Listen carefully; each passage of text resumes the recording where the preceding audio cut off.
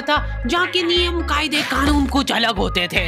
इस जेल के कैदी डेली अपने घर से बस्ता टांग के यहाँ पे आते हैं दिहाड़ी करने। कई माँ बाप उनके बच्चों को खुद इस जेल में फेंक के जाते हैं ताकि उनका बच्चा जिंदगी में एक सक्सेसफुल दिहाड़ बन सके। दरिंदे रोक दे बच्चा। मैं अपनी दिहाड़ी करने वैन से जाता था। हमारी वैन वाले ड्राइवर का नाम था भैया जी और उसकी वैन का नाम था मैजिक, जिसका हर दूसरे दिन टायर पंचर हो जाता था। बच्चे लोग स्कूल जाके पढ़ना सीखे ना सीखे टायर पंचर बनाना जरूर सीख जाते थे। लेकिन भैया जी से मेरा अलग अटैचमेंट था। उनसे मेरे को दिल से नफरत थी। ये आदमी सुबह 5 बजे आके मेरे घर के सामने हॉर्न बजाता था। अरे भैयू, ओए भैयू, जल्दी से तैयार हो जा बेटा, 5 मिनट में निकलना है फटाफट। 9 बजे का स्कूल है यार हमारा। लेकिन ये आदमी सुबह सबसे पहले आके मेरे को लेता था। उसके बाद हम 3-4 घंटे पूरे शहर भ्रमण पे निकलते थे। शहर के पूरे आखिरी कोने से बच्चे ले लेके आता था ये आदमी। जहाँ पे वैन जा भी नहीं सकती उधर कूदा कूदा के ले जाता था ये, और फिर टायर पंचर हो जाते थे। शाम पड़े वापस से हमको घर घर छोड़ के आता था ये। जिंदगी बर्बाद कर दी थी भैया जी ने मेरी। सबसे पहले लेते थे और सबसे आखिर में छोड़ते थे। लेकिन मैं फिर भी उसी वैन में जाता था क्योंकि चमेली भी हमारी वैन में ही आती थी। और बात यह है कि वो मेरे पास ही बैठती थी, मतलब मजबूरन। उसके पास और कोई ऑप्शन ही नहीं बचता था और मैं बचाता भी नहीं था। मैं घर पे जाते से जो 2-3 घंटे मेरे को सोने के लिए मिलते थे उसमें सोता नहीं था और मैं प्लानिंग करता था कि कैसे चमेली सिर्फ मेरे पास बैठे। चमेली सबसे आखिर में आती थी और मैं सबसे पहले सुनसान वैन में चढ़ के बस्ता अपने पास में रख के और फसर के सो जाता था। बाकी सारे बच्चे अपना बस्ता गोदी में रखते थे क्योंकि तुम्हारे बाप की वैन नहीं है, मतलब मेरे भी नहीं थी। पर मेरे ऊपर भैया जी को तरस आ जाता था कि बेचारा 5 बजे से आया है, तो वो सोने देते थे। अरे कैसे चला रहा है ये गाड़ी? रुक जा, गाड़ी चलाना नहीं आती क्या? देखो, आदमी इतना तभी चिढ़ता है जब उसकी जिंदगी में कोई लड़की ना हो। नहीं है ना? नहीं, मैं समझ सकता हूँ लड़की ना होने का दुख दर्द। मैं भी किसी जमाने में लड़कियों की तलाश में गली मोहल्ले भटकता था। फिर एक दिन मेरे पास से वो निकली। जैसे ही मैंने हैपन खोल के देखा उसकी आईडी मेरे फोन पे चमक रही थी। हैपन ये एक रियल लाइफ डेटिंग ऐप है। यहाँ पे तुमको वो लोग मिलेंगे जो तुम्हारे आस पड़ोस से निकले हो कभी ना कभी। 100 किलोमीटर दूर रहने वाले लोगों से बात करके फायदा ही क्या जब तुम मिल ही ना पाओ। और अगर तुम्हारी घिनौनी शक्ल देख के यहाँ पे तुमसे कोई प्यार मोहब्बत नहीं भी करता है तो तुम फ्रेंडशिप तो कर ही सकते हो फिर भी। So go and check it out happen. Link is in the description. लेकिन मैं सोता नहीं था। मैं आंख बंद करके चमेली के घर का इंतजार करता था। तो क्योंकि चमेली आखिरी में आती थी तो वैन पूरी पैक पुक हो रखी होती थी। बच्चे बाहर उबल रहे होते थे और मैं अपना बस्ता पास में रख के एक्टिंग देखो एक्टिंग। और जैसे ही वो आती थी, हड़बड़ाना नहीं, ऐसे टाइम पे हड़बड़ाते नहीं है कि फटाफट बैग उठाया और आओ इधर बैठो जल्दी। मत करना ये हरकत, भाग जाएगी वो। ठरक नहीं झलकना चाहिए जरा सिक भी, एकदम सटल रखना है। क्या हुआ? और कहीं जगह नहीं है क्या? तेरे मुंह में मूत दूंगा मैं। अच्छा ठीक है, इधर ही बैठ जाओ। देख रहे हो एक्टिंग देखो तुम लौंडे की। ना जाने कौन सी नशीली खट्टी मीठी खुशबू लगा के आती थी चमेली। आज तक उसकी खुशबू है मेरी नाक में।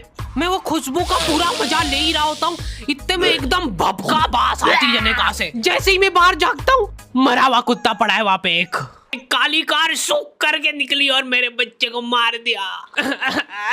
कैसे करके निकली? शूक। ऐसे नहीं निकली थी, मैं यहीं पे खड़ा था, वो कार आई थी और जैसे ही वो बच्चा नीचे आया तब वो खड़ा, वो बच्चा चिल्लाया और फिर कार शूक करके भाग गई।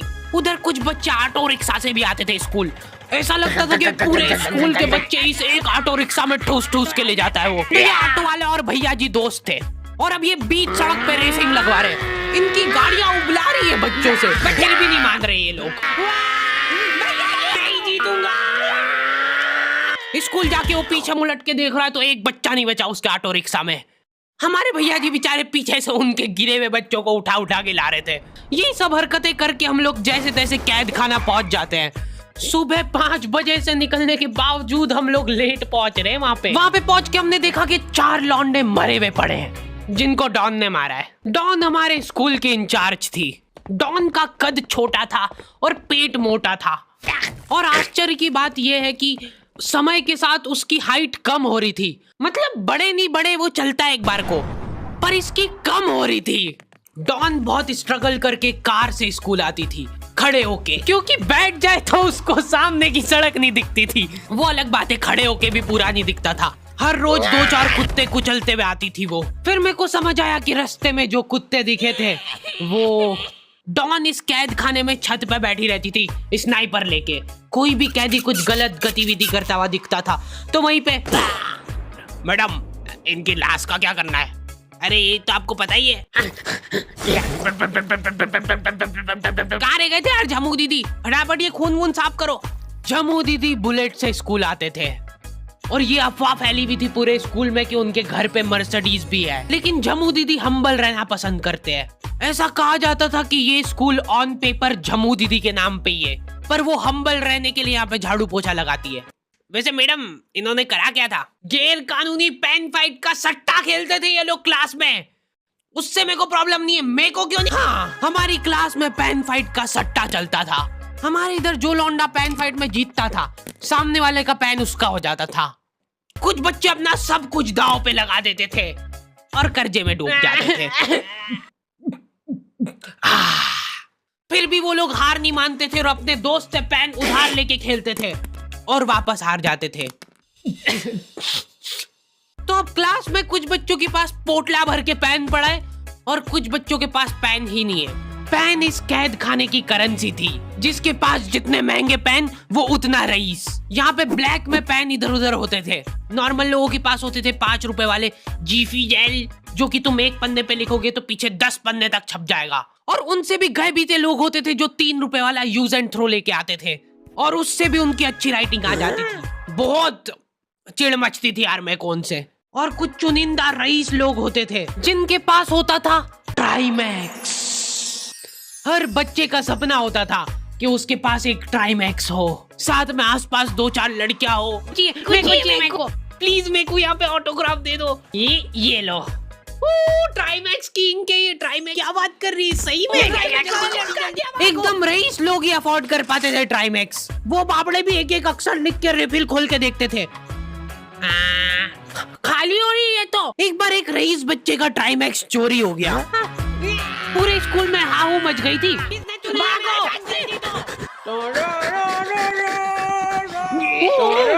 देखो, उस दिन हमको पता चला कि वो आदमी दौड़ भी सकता है। हमारे स्कूल में कुछ भी कांड हो रहा है, ये आदमी सबसे पहले दौड़ के आएगा, पूरा बैग खोल चोर, और बच्चों के बैग चेक करेगा। स्कूल वालों को भी इसकी सैलरी देते वक्त सबसे ज्यादा आखरती है। सैलरी किस चीज की? इस आदमी की शक्ल देख के ऐसा लगता था कि ये स्पोर्ट्स की आड़ में वैन वालों के साथ मिलके बच्चों की स्मगलिंग करता है। इस महान आदमी का नाम था भूषण। इसने अपनी जांग पे टैटू करा रखा था, भू अलग जांग पे, सड़ अलग जांग पे। सर कल से खो खो खेलने के लिए कितनी बजे आना है? वो तो बैग चेक करा पहले तू। इन्होंने पूरे कैद खाने के कैदियों को लाइन से खड़ा कर दिया है। पेन हमारी क्लास के बच्चे का गुमा है और पूरे स्कूल में ढूंढ रहे हैं लोग। आखिरी में पता चलता है कि वो बच्चा घर पे भूल के आ गया था उसका पेन। सॉरी बेटा, एक फेट में मुंह देगा।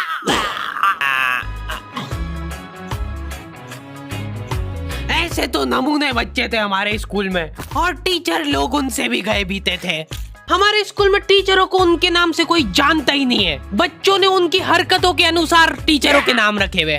हमारे इंग्लिश वाले टीचर का नाम था छोटा भीम। इससे चिड़चिड़ा आदमी मैंने आज तक नहीं देखा। छोटा भीम की हॉबी थी लड़कों को कूटना। उस बेचारे की हाइट छोटी थी तो बच्चे के मुंह तक उसका हाथ ही नहीं पहुंचता था। बेचारा ऊंचक उचक के मारता था, फिर भी कमर तक ही हाथ पहुंच पाता था उसका। एक पॉइंट पे मेरे को ऐसा लगने लग गया था कि उसको सैलरी लड़कों को कूटने की मिल रही है। कभी किसी बच्चे को बहुत ज्यादा मार दिया, घायल हो गया वो बेचारा, ये लो आपका एक्स्ट्रा बोनस। होमवर्क तुम्हारा बाप करेगा क्या?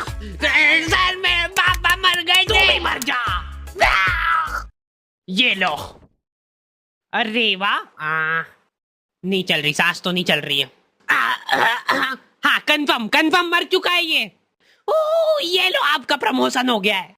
लड़कियों से उसका अलग अटैचमेंट था। कौन सा परफ्यूम लगा के आई हो? सर थोड़ा थोड़ा दूर रहो। अरे मैं कुछ कर थोड़ी ना। भोली सी सूरत और आंखों में ठरक लेके स्कूल आ जाता था ये daily. So this means that he will jump over it and then he started. ये आदमी इंग्लिश को इंग्लिश में ही ट्रांसलेट करके चल जाता था हमारी नंगी आंखों के सामने।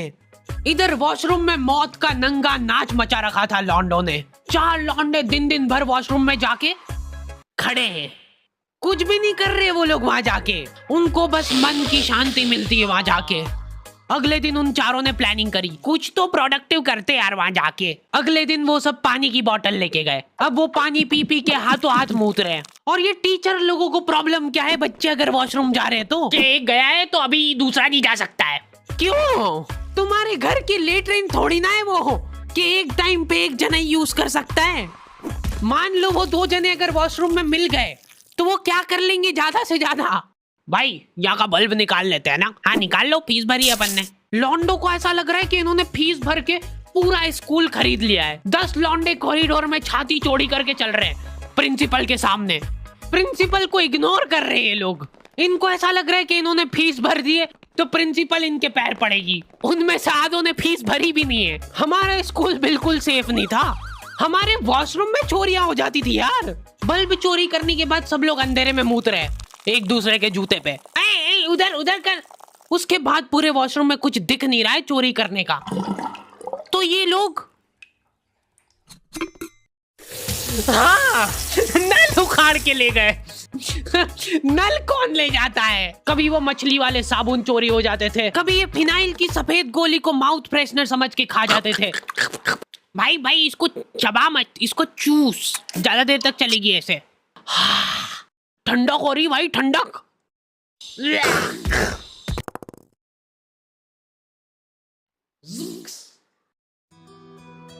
ओके तो द एंड हो चुका है। होपफुली तुम लोगों को ये